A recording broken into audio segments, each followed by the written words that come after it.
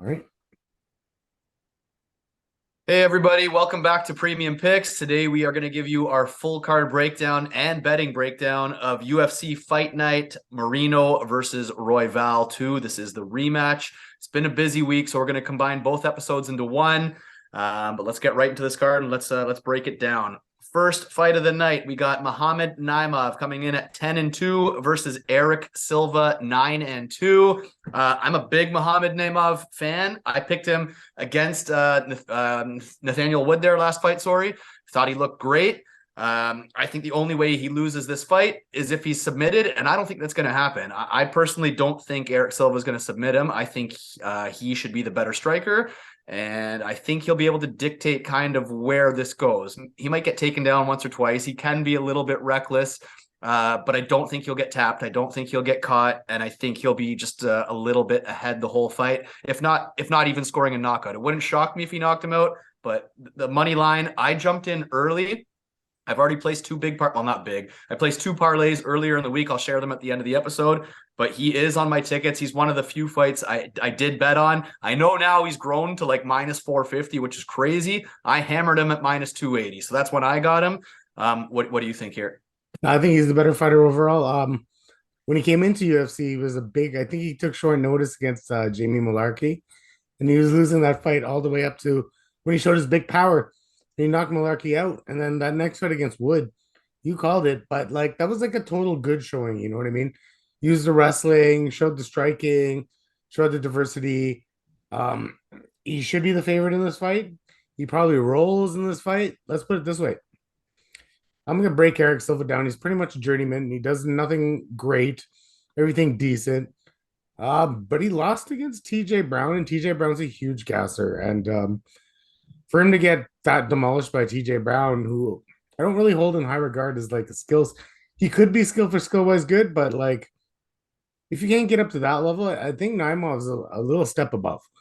And what he did to Wood was really the kicker. It's not what he did against Malarkey because he actually didn't look that good in that fight.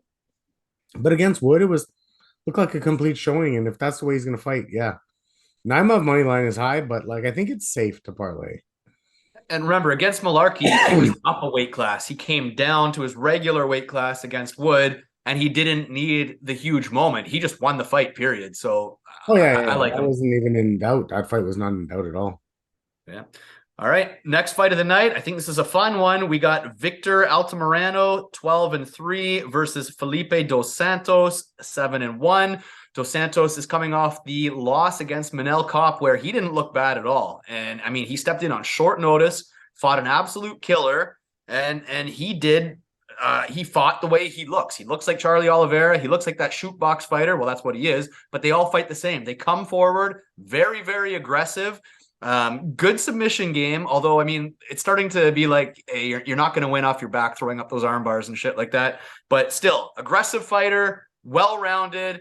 I like him. I like him big time. And Victor, the most awkward fighter in the world, but it just seems to kind of work for him. He's never going to be a true contender at all, but he's a tough guy. As awkward as his striking is, it's somewhat effective. I think his weakness is actually probably getting kind of out wrestled. He can be out strength or out bully, whatever you want to call it, out muscled. But Felipe dos Santos, I don't think is really going to be shooting takedowns and looking to out wrestle him. So I think it's all around fun fight. I agree with Dos Santos being the favorite. I think he's just a slightly better striker, and I think he has the better submission game as well. But Victor is very durable. He's got that Mexican chin, always hangs around. This is going to be some kind of over, most likely a decision. It's not on my betting tickets, but my pick is definitely Dos Santos in a fun fight. What do you think? I can't pick Dos Santos at minus 300 coming off of a loss. Um, he looked good, but I hate judging guys off of losses. It's a tough like because he looked good against Manal Cop. But when you're fighting better competition, you have to be better. It doesn't mean you are better. It means you fought better that day. I mean, he still lost that pretty easily. And I mean the line is off. Minus 300. He hasn't even won anything. I'm not saying Altamirano's great or that he probably doesn't win this fight, but still has 3 wins in the UFC, as opposed to no wins in the UFC. You know, he got out wrestled by Tim Elliott, got beaten by Carlos Hernandez, but he beat Daniel Lacerda, who everybody else can beat, and Benicio Salvador, I mean, that was a better fight. He showed that he could outwork someone. So I don't know. I'm not paying minus 300. I think Dos Santos probably wins. He should win. This is his fight to lose. But I mean, Altamirano's live. He has the experience. He's done this way more. And he's won fights in the UFC. He knows what it takes to win, regardless of who they were. All right, interesting take. All right, moving on. We've got Luis Rodrigues versus Denise Bondar, 15-2 versus 19-4. This is going to be an interesting fight, and I don't have a strong lean. Bondar fights like a reckless man. He likes to come forward. He's not the greatest striker, but it's effective. His just sheer aggression can overwhelm you if you're someone who can be overwhelmed. But I don't think Rodrigues is going to be overwhelmed on the feet. I might even say I give him the advantage on the feet. Very tough fight to predict. I won't be betting it. I got to see what Rodrigues can do in this spot, and Bondar's got a he's got a rebound here, and I'm not so sure that he's going to. I see this as a kind of competitive close fight, and it's just not one that I can pick from a betting perspective. What do you think? From a betting perspective, how the hell can Denise Bondar like be close to a favorite on anybody? This fight line is line so hardcore. Like, I don't get it. Like that loss to Carlos Hernandez truly outworked. We were on Bondar that whole week, and then we flipped at the end because we just saw it like in the tape. And then against Malcolm Gordon, like I don't know if he was going to beat Malcolm. He didn't look like he was about to beat Malcolm Gordon in that fight, and we all know coming from Canada what Malcolm Gordon's all made of. So, I mean, Denise Bondar has shown absolutely nothing to me to warrant such a close line. I mean, Ronaldo Rodriguez lost to Jerome Rivera, but now we're just you're going against technique versus technique, and Bondar is more of a wild man, wild guy, where Rodriguez has the better cardio, probably has the better durability. He's shown good scrambles in his regional tape. So, I think a shot on Rodriguez, but the line's flipped now, right? So I don't know if all the value's gone or if you should still hit it while it's minus 125. He was plus money up to yesterday, so I missed out on him, but I think he's gonna win. I don't know if I'm gonna lay a bet though. I think I might have missed out on all the value. All right. Moving on, we got Claudio Puelles, 12-3 versus Fares Ziam, 14-4. This has potential to be the biggest stinker on the card. Claudio. This is the guy that just wants to lay on the floor and drag you to the floor and play the ground game. His fight against was it Clay Guida or something? Who the hell was it? Hold on, I gotta Dan look this back. Hooker, What's that? the one he lost against Dan Hooker. Yes, Dan Hooker. Dan Hook. Oh my God. That was the most atrocious fight or performance I ever seen. So I will permanently hate this guy forever. And then you got Ziam, who to me is extremely boring as well. He's very low output. He should be the better striker. This all comes down to will he avoid the submission? I think that Claudio does not have the wrestling to take him down, so he's almost going to need to like wrap up a leg to get him down or something weird. I'm going to say that doesn't work in today's age MMA, I hope. So I'm going to say Fares wins this fight, probably by decision, because I think he's extremely boring. I hope he knocks Claudio out, but I think this is like the stinker on the card for me personally. But I'm going to lean with Fares, like probably by decision, a very boring fight. What do you think? I think, yeah, I think you nailed it sort of. So Claudio's a knee bar guy, Mr. Knee Bar. So he's gonna have to get this guy by knee bar. But I mean, his losses have been all by submission. Don't get me wrong. His losses have been by submission. But like he also has a 75% takedown defense, which isn't half bad, right? So is he really like you said, this guy pulls guard all the time. And his losses were against Don Madge and Terrence McKinney, right? So Terrence McKinney is actually a pretty good wrestler. His gas tank kind of sucks, and if he doesn't get you out of there, then that's how it works, right? Puelles, like it's more of like roll to a knee bar. What if the guy steps over and now what? So I don't think he's gonna take down Ziam. And he said stinker. Low volume, probably 50, 60 strikes. But yeah, this guy won't come close to him, I don't think, on the feet. He's got better technical striking. Puelles has a chintzy jab and nothing behind it. So Yeah, gross, nasty fight. Take the overs if the overs are pretty good. Take the overs. The thing that's so annoying about this guy too is because his ground game, I guess, scares so many people. It's like even if you hurt this guy, he just falls down, and then people don't really want to follow him to the ground to finish him. So it just equals like a dragged out fight that pisses you off. Well, them over 2.5 is minus 165. That's actually not bad. No, it's not bad at all. Not bad at all. Not the way I think it's gonna play out. All right, moving on. We've got Edgar Chairez, 10-5 versus Daniel Lacerda, 11-5. They look very equal on paper. This is the rematch from the controversial stoppage where Chairez looked to have him wrapped up. It looked to be a wrap to me. I think it would have ended the fight personally, but it doesn't matter what I think. So again, I bet 4 fighters this card. I'll tell them at the end, or I'll tell you my parlays or whatever. Chairez is one of them, but I do agree that the value is kind of shit here. Like he's grown to like a minus 350. Like right now, that's a lot of chalk to lay on someone who's not the greatest striker, not the greatest takedown guy. He is a good grappler, but for me, the biggest kryptonite is he's super durable. And Daniel Lacerda, he can beat anybody in the first couple minutes. Like he fights guns blazing, and then it's like after 2 minutes or after the first round, he is done, and he gets finished every time after the first round or once he blows his load or whatever. Edgar Chairez, Mexican chin, tough as hell. I think he slaps on the submission at some point and gets it done again. I did bet it. I hope I'm right. What do you think? It's gonna. I think it's gonna mimic the last fight. What's really changed in Daniel Lacerda's career, other than that, probably was his walking fight. Now this will be his walking fight. So nothing's really changed. I mean, Chairez looked decent, looked great against him last time. And let's put it this way: Chairez was finishing him in the first round. He didn't even give him 2 minutes to blow his load, right? Imagine he gave him those 2 minutes to blow his load. CJ Vergara would get another win. You know what I mean? So it is what it is. I think Chairez is just a more durable guy here. And durability is probably good enough to win this fight.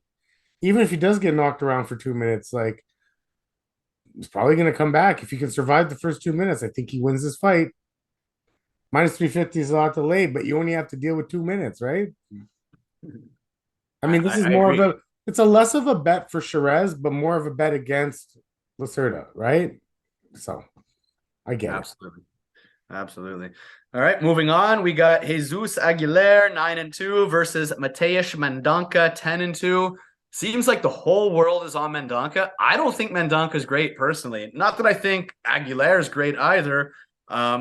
So full disclosure, this is not one of the fights I bet. It's not. But if I was betting from a betting perspective, I actually think I would pick the dog here in Aguilar.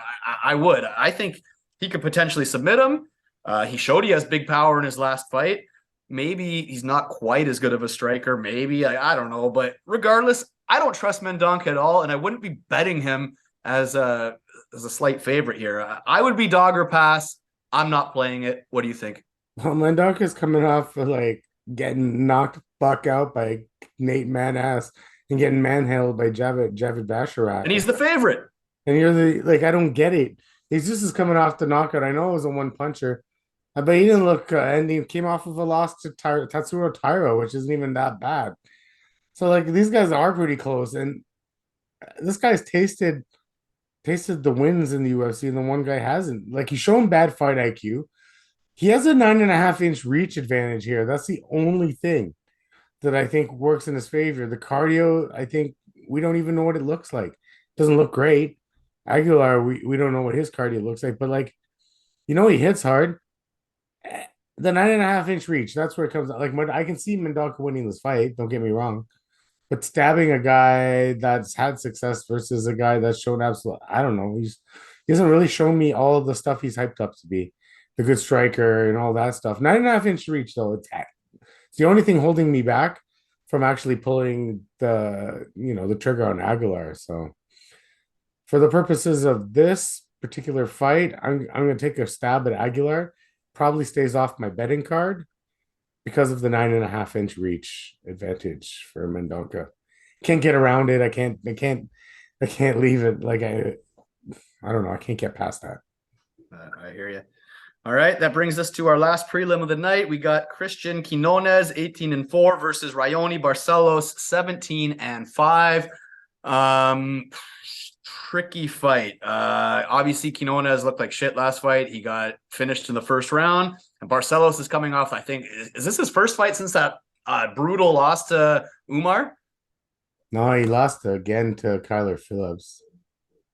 Even that's not a terrible loss, but okay. Well, here's the thing: Barcelos is very old to be in a smaller weight class. In a smaller weight class, speed matters. I mean, power they say will always carry through, so you can fight as an old heavyweight. But when you're fighting these young, quick guys, tricky situation. This is going to be a Quinonez knockout, or he's going to lose because Barcelos is the more technical, skilled fighter. So if this is going to go to a decision or go late, I'm choosing Barcelos all day. If this is going to be a quick finish, I'm saying he gets chinned. This is one of the fights I did not stab. We just saw what happened to Volkanovski. I mean, Quinonez, is he the guy to retire Barcelos? I don't know. He's not great, but it just seems like a trend that these old guys, like once they get knocked out once or twice, they're just not the same. For me, it's a pass. It's a pass for me. What do you think? We watched that Quinonez versus Kang, and he looked pretty good at the beginning of that fight. He overcommitted, and when he overcommitted, Kang got him. But Mr. Perfect himself was a durable guy, so he was going to go all the way. So Quinonez fought the wrong fight there. Now Rowney, I don't love what I see later on in his career with his durability. He's been rocked a few times. He's been put out there by Umar. He got outstruck by Victor Henry. He lost a fight he should have won against Timur Valiev. So I don't know. Do some of my math. He outstruck Khalid Taha for a unanimous decision, whereas Quinonez knocked the fuck out of Khalil Taha and beat him up, right? So I'm not doing MMA math, but I do think age and durability plays a big factor here. I think Quinonez was he goes too hyped for that Kang Ho Kang fight. And that's quite a hard fight coming in first fight at UFC. It's not like Kang Ho Kang is pushover. He's also not as old as you think he is. And he's jacked to shit. So, like, he's a good fighter. So, I'm not going to hold that one against him. I think he can learn from those mistakes. He has a little bit of fight IQ problems, but that can be fixed. And, Rowney's been on skates a lot lately, and he's been outworked, right? He used to be this Brazilian wrestling champion, but like he just rarely go for the damn takedown. And by the time he goes for it, it's a little bit too late.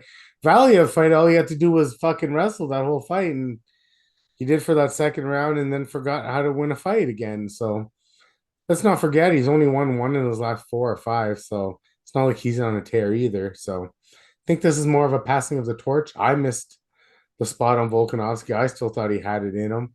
But Topuria, like, I would say, didn't win a second of that fight until he boom, boom. His hands were so damn quick.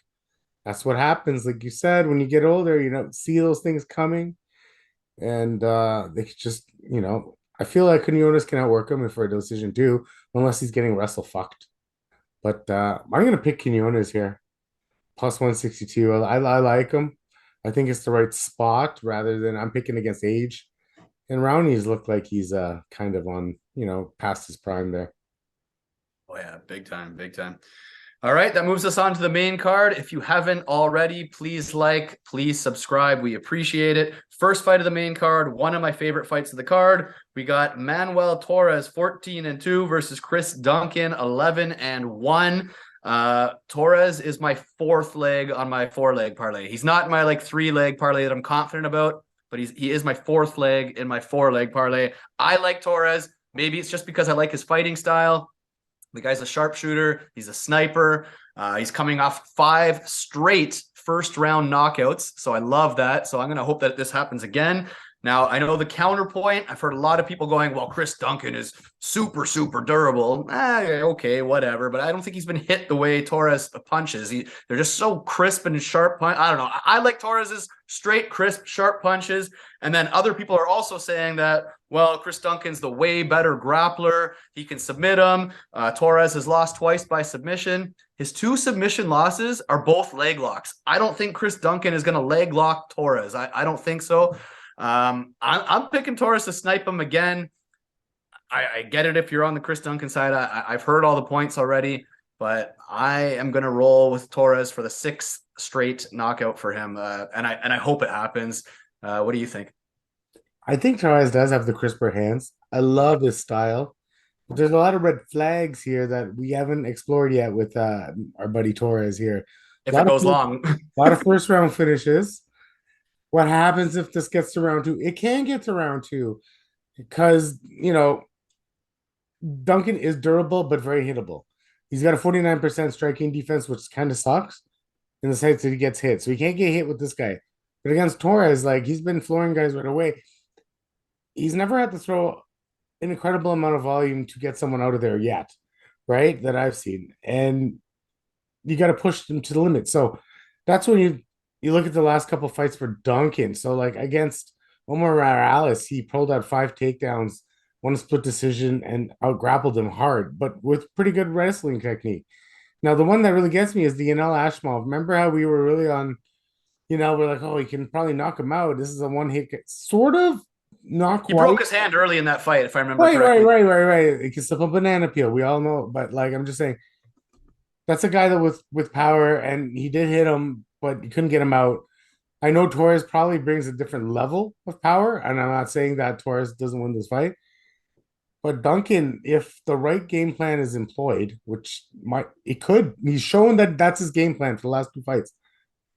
I just don't know what Torres's takedown defense. If his takedown defense sucks, he might lose this fight straight the fuck up. Like if he's getting taken down in the first round easily, then Duncan will stay out of range and not get parked. So I don't know. This is a pass for me. Torres, for all intents and purposes, probably should win, but I'm scared, and I think Duncan has a path to victory, like a big Yeah, path. Duncan leg kicks and takedowns. Yeah, there's a big path to victory. Like too much for me to want to explore it. I know you put on like probably not like something crazy on a 4 leg parlay, but for minus 175, I'm not going to explore possible. This is one of those ones. I really think Duncan has a good chance here. I just don't have the balls to pull it on Duncan, but come fight night, I might. Yep.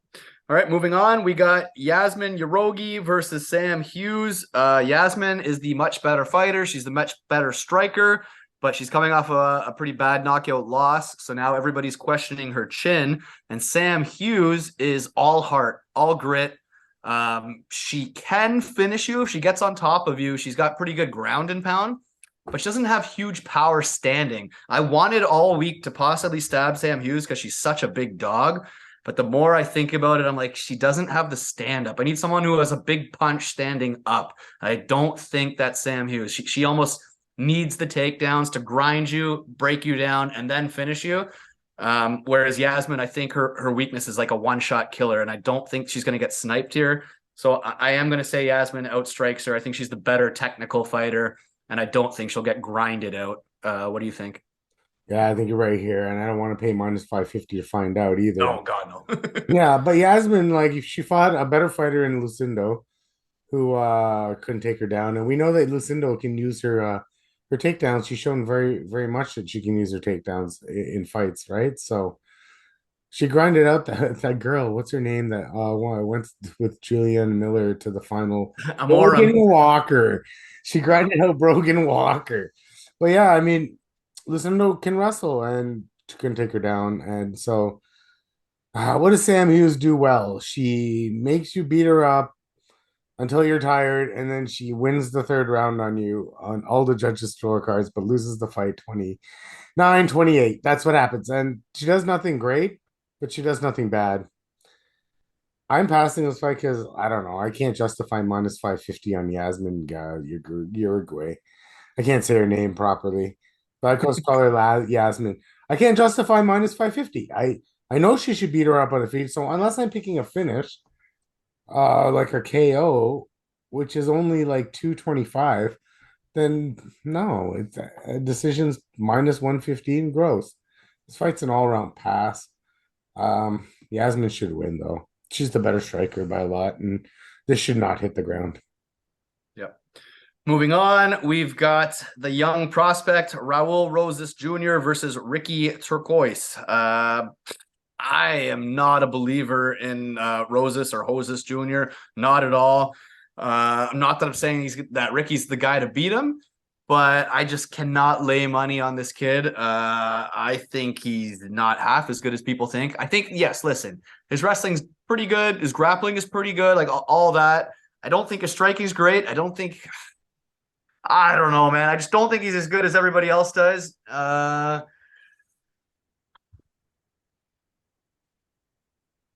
It's a pass for me. It's a pass. I don't know. I don't see it with him, and I think Ricky can give him a tougher fight than people think. I think with every Rosas Jr. fight, it's almost like you pick him by finish and probably early because he is a great hammer. If he can overwhelm you early, that's how he's almost like a Terrence McKinney in a different way or whatever. Like he just comes out guns blazing, and if you can be beat quick, he will beat you quick. But if he can't beat you quick, he's fucked. So for me, it's a pass. I don't know. I'm not big on him personally. What do you think? Ricky Turcios couldn't stop anyone from taking him down, but this guy's got 45% takedown defense, and it's not even a skewed stat. I was looking at it. It's like he's been taken down in losses in like okay, so he has two wins in the UFC. One against Kevin Natividad, which was a split decision. I think he lost. Uh he got taken down 7 times in that fight. Kevin Natividad, who is cut now from the UFC, took him down 7 times. He lost. He won against Brady Highstand. He outstruck him 100 to 66, but he got taken down 6 times. If Brady Highstand was as good as they said, he should have been able to keep him down a little bit longer than that. But that means he's good at getting up. Yeah, Rosas doesn't let you get up though. If he can take, so I don't think he's on the ground that skilled like a Christian Rodriguez though. C Rod was really good on the feet, and as the fight progressed, he didn't let him take him down. But 7 takedowns, 6 takedowns leads me to believe that he was taken down all fight. And if you're gonna let Rosas Jr. take you down all fight, I don't know. I don't. I think even when he's tired, he's going to be able to take him down. This could be a drawn out decision. It might not be a finish, not necessarily. If he can like get up for the first 2 rounds and Rosas Jr. banks 2 rounds, you think Ricky Turcios is going to finish Rosas? Like he won't. Like I know he's got a big chin, a big Mexican chin, and he won't get finished. So all he has to do is bank 2 rounds. So yeah, I like Rosas here. I like him a lot. Ricky Turcios fucking sucks, man. At least Rosas, I think, has a good ground game. And the guys that he's fighting that, like Natividad, you're telling me his ground game's any good. Brady Highstand should be better as a wrestler to keep the guys on the ground, but I don't know. Ricky Turcios is trash. Sorry, Yeah. Ricky. I think I'm just biased against Hoses Jr. You're right. I mean, it should be a He favorable win cost for us him. that one time when but I'll we never forgive him. we should have known better though. We should have known better, man. All right, moving on to the featured fight. Daniel Zellhuber, 14-1 versus Francisco Prado, 12-1. Prado, sorry. Francisco is kind of like a Drew Dober. Powerful man, huge jawline. Maybe a bit more durable even than Drew Dober, to be honest. Daniel, pretty good striker, good striker, actually. Probably the more technical fighter here. I think the only way he loses, and it's possible, is that Francisco cracks him with a big shot because he is a powerful guy. So it's almost like a Prado knockout or a Daniel Zellhuber over because I don't think he can finish Prado. I mean, maybe he can, but I think Prado's a durable guy. So it's almost a Zellhuber over decision or a Prado knockout. That's the two kind of scenarios that I see. It's not touching my cards. What do you think? Zellhuber's a hometown favorite here. I think he lives only like about an hour away from Mexico City or Mexico City itself. So yeah, his striking volume is better. His cardio seems better. The line's a little off, but he should probably win that fight. Um, the fight against Trey Ogden, Ogden was good at dictating the distance, didn't let him get off, right? I mean, if Zellhuber can get off, he's gonna win the fight. He packs some power. He beat Lando Venata, and he outstruck him by like about 30, 40 strikes. And he beat Lucas Almeida, which turned out to be a fraud on the Dana White contenders. And Giagos, the last one, he kind of, owned him in that fight. So, I'm not going to overthink this one. The line's off. I'm not throwing a lot of money on this or something. Might be part of my long parlay that I do for the whole card. But you feel pretty safe with Zellhuber. I think the striking is a lot better. All right. That brings us to our co-main event. We got Yair Rodrigues, 18-4 versus Brian Ortega, 15-3. Classic striker versus grappler. Obviously, Ortega, his hands have gotten better in recent times, but there's still no way he's going to outstrike Yair Rodrigues. But he's super durable guy. Does come forward. I was so big on Rodrigues in this fight like a week ago. I wanted to bankroll him, and now I'm getting cold feet. And now he actually hasn't even touched my tickets. Uh, I'm still gonna lean Rodrigues just as the way better striker, and I think his grappling is good enough that he won't get tapped. I hope. And Ortega, he's definitely got a chance for a choke, I guess. I'm gonna go Rodrigues again. It didn't make my ticket, surprisingly. I was super confident on Rodrigues a week ago, so I don't know why I've changed or got cold feet, but I'm gonna stick with it anyways. What do you think? I think the condition is Brian Ortega taps him, where Yair is probably going to either finish him or beat him on a decision. Yair seems to be he's got the more momentum, even though I know he lost that fight against Volkanovski. It's just that he's been fighting him far more frequently than Ortega. I believe Ortega's last fight was against Yair, right? Like you said. And that was how long ago? 2022. So Yair in between there, in between Ortega, still have had Volkanovski, Emmett, and so that's two fights. He's a more fresher guy. I think he might be around. Is he younger? Maybe a bit younger. I don't know. 92 versus Ortega is 91. They're about the same. So I feel like the wear and tear on Brian Ortega is a lot worse. I feel like his striking came alive for that one fight. Who I forgot who it was. Who was it? Not the Frankie Ager fight. The Chan Sung Chang Jung Sung fight. Jung. Yeah, the Koreans, his striking came alive there, but then it went off the chain again against Volkanovski. Look, and if you look back at his earlier record, he's pulling guillotines and stuff, and that's how he's beating guys. You know what I mean? You think Yair is going to be susceptible to getting close enough to get guillotine? I don't find Ortega's wrestling anything special either. The layoffs might kill him. That first round's going to be bad, I think, for him. I feel think El Pantera is still pretty good at minus 160. That's weird that it's still so low. Um, Especially after they must be putting a lot of merit into that shoulder injury. So I like Yair everywhere. His only loss was against Volkanovski in the last little bit. So Yair's the younger guy, the quicker guy. I think he's the more powerful guy. And once he sticks off the ground, which I don't think a quick look up on El I think Pantera. Ortega did take him down last fight. That's the way to beat Rodrigues. Take him down. But Ortega it's not did it's take him down, but I guess he got back up. So takedown defense only sits at about 59, 60%. So, like you said, that's the path to victory for Ortega.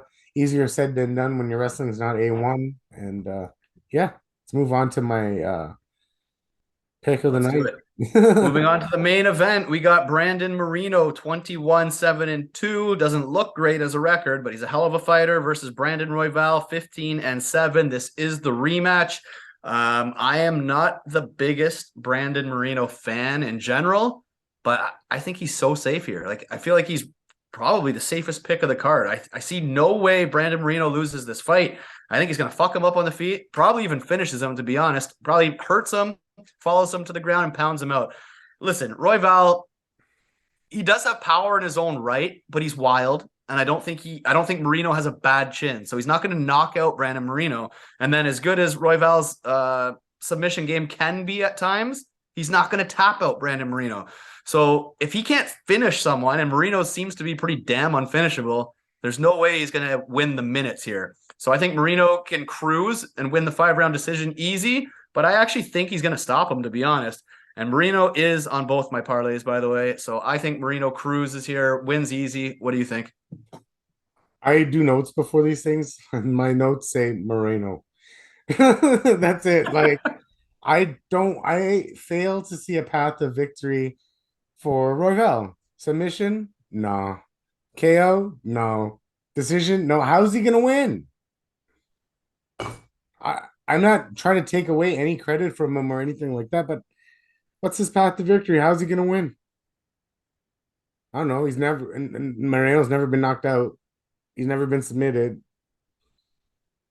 He's been decision. So I don't see enough volume coming from Royval. I don't see enough grappling coming from Royval. to win a decision. He's durable enough to make it to decision. I mean, that shoulder injury was freak the last time they fought, but he is good enough to make it to decision. But an actual path of victory, my whole way of breaking these things down is I go in with the underdog as my pick and I try to make myself go to the favorite, right? Sometimes it's really, really easy. You know what I mean? I went in with Brandon Royval. I didn't have to look at much. You know, I looked at their last fight, then looked at their career trajectories, looked at the way they win. Royval wins by winning minutes. You He's mean good. Moreno? I think you All mixed them right. up. Yeah, no, no, Roy, that's how Royval wins, but he's not going to win minutes here, right? And he's good. So, and his flashy knockouts, flashy subs. So, yeah, man, Moreno all day. I want to just take my bank account pull up, but I know that's some bad stuff. So, Dude, it's crazy that Chairez is a bigger favorite over like a Lacerda or whatever. I know Lacerda's not great, and Moreno is only like a minus 250 over Royval. Like I'm like, what? I'm getting uh, better. I'm getting better odds on Moreno. I'm taking Moreno all day.